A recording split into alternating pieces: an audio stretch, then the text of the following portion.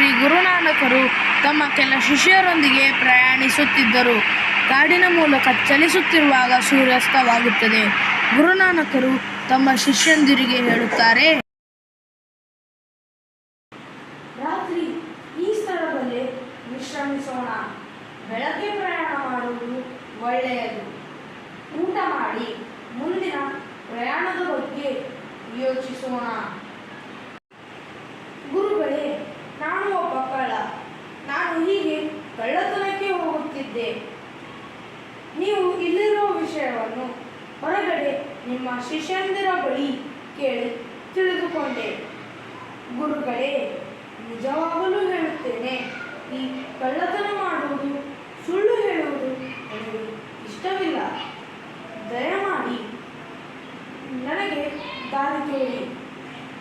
ನೀವು ಎಲ್ಲರಿಗೂ ಕತ್ತಲೆಯಿಂದ ಬೆಳಕಿನಡೆಗೆ ದಾರಿ ತೋರಿಸುತ್ತೀರಿ. ನನಗೂ ದಾರಿ ತೋರಿ ಗುರುಗಳೇ.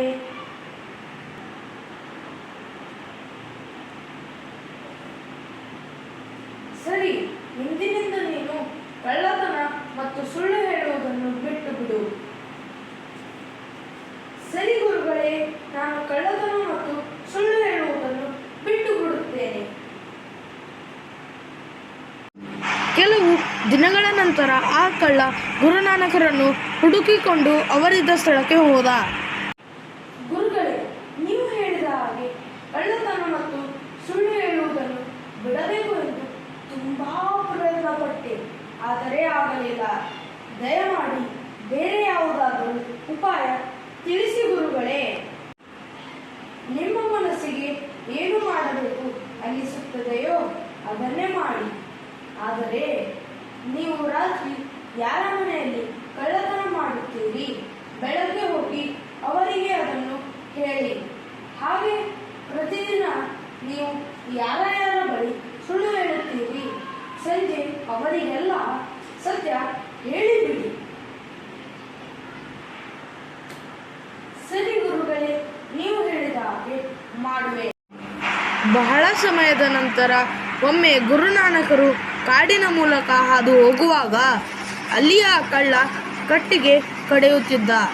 ಆ ವ್ಯಕ್ತಿಯನ್ನು ಗುರುತಿಸಿ, ಪ್ರಿಯರೇ, ನಾನು ಹೇಳಿದ ಹಾಗೆ ನಡೆದುಕೊಂಡಿರೇ? ಇಲ್ಲ ಗುರುಗಳೇ, ಅದು ನನ್ನಿಂದ ಸಾಧ್ಯವಾಗಲಿಲ್ಲ. ನಾನು ಯಾರ ಮನೆಯಲ್ಲಿ ಕಳ್ಳತನ ಮಾಡುತ್ತಿದ್ದೆ ಅವರಿಗೆ ಅದನ್ನು ತಿಳಿಸಲು ಧೈರ್ಯ ಸಾಲಲಿಲ್ಲ. ಹಾಗೆ ನಾನು ಯಾರಿಗೆಲ್ಲ ಸುಳ್ಳು ಹೇಳುವುದನ್ನು ಅವರಿಗೆ ಅದನ್ನು ಹೇಳಲು ನಾಚಿಕೆ, ಅವಮಾನವಾಗುತ್ತಿತ್ತು. ಅದಕ್ಕೆ ನಾನು ಕಳ್ಳತನ ಮತ್ತು ಸುಳ್ಳು ಹೇಳುವುದನ್ನು ಬಿಟ್ಟು ಬಿಟ್ಟೆ. ಇದನ್ನು ನೀವು ತಲೆ ತಗ್ಗಿಸಿ ಏಕೆ ಹೇಳುತ್ತಿದ್ದೀರಿ? ನಿಮಗೆ ಬೇಕಾಗಿರುವುದು ನಡೆದಿದೆ. ಕಳ್ಳತನ ಮತ್ತು ಸುಳ್ಳು ಹೇಳುವ ಗುಣಗಳನ್ನು ನೀವು ಬಿಟ್ಟಿದ್ದೀರಿ. ಇಂತಹ ಕೆಟ್ಟ ಗುಣಗಳು ಎಂದಿಗೂ ಮಾನವನಿಗೆ ಮಾರಕ. ಶುಭವಾಗಲಿ ನಿಮಗೆ.